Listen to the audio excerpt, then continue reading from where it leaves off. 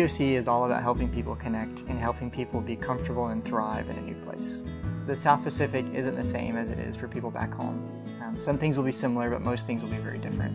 What we want to do here at POC is help people thrive in this context.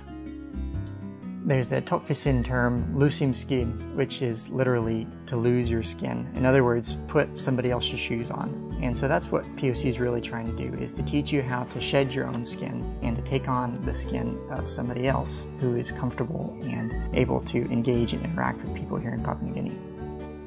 There's two main parts to the POC program. We have the at POC portion, which is here on Nob Nob Mountain, where we teach life skills like cooking. That's cooking over a fire and preparing with local ingredients. They'll have their first interactions with nationals here at, on Nob Nob, and also they'll have a chance to go and spend the night in their homes and eat with them and cook for them. The second part, the second phase of POC is the village living phase. And during the Nob Nob phase here at POC, everything is leading towards the village living phase, where the rubber really meets the road.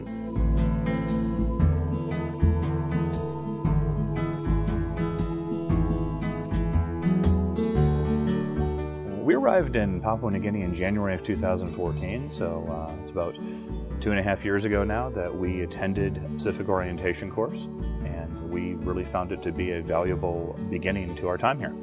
One of the great things about the Pacific orientation course is it does prepare you for future learning once you're here in the country. You know, we came here really knowing nothing about the culture, and we got here and POC really provided that foundation for us. It taught us about the history and the culture here and the language, and of course that has helped us as we've moved forward. Another aspect, I think, of village living for me, even though it was hard, was it just helped me be comfortable in the different settings. So I can go out to a village, like now I go out to villages all the time, and so I'm very comfortable in that setting. Sitting by a fire or going into a village house, knowing the, kind of in a sense, the protocol of how I should act out in the village. So that was very helpful to me.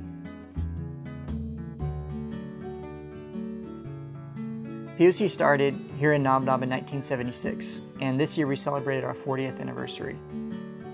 POC couldn't be here without the Nob Nob community's support, and the community's been serving as host families for these new students. As they come in, they welcome them into their homes and teach them Tokpisin, the trade language here, and help them to learn about the culture. The Nob Nob host families have had thousands of students come through over the years, but they never really knew what the students were going on to do. So I wanted to throw a feast to celebrate 40 years of POC being here in the community and tell them what all the students had done since they left POC. POC graduates have been involved in more than 200 completing New Testament projects and are involved in many more translation projects.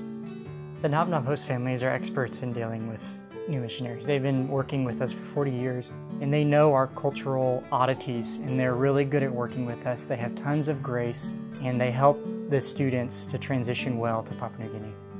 Without them, POC wouldn't be able to function.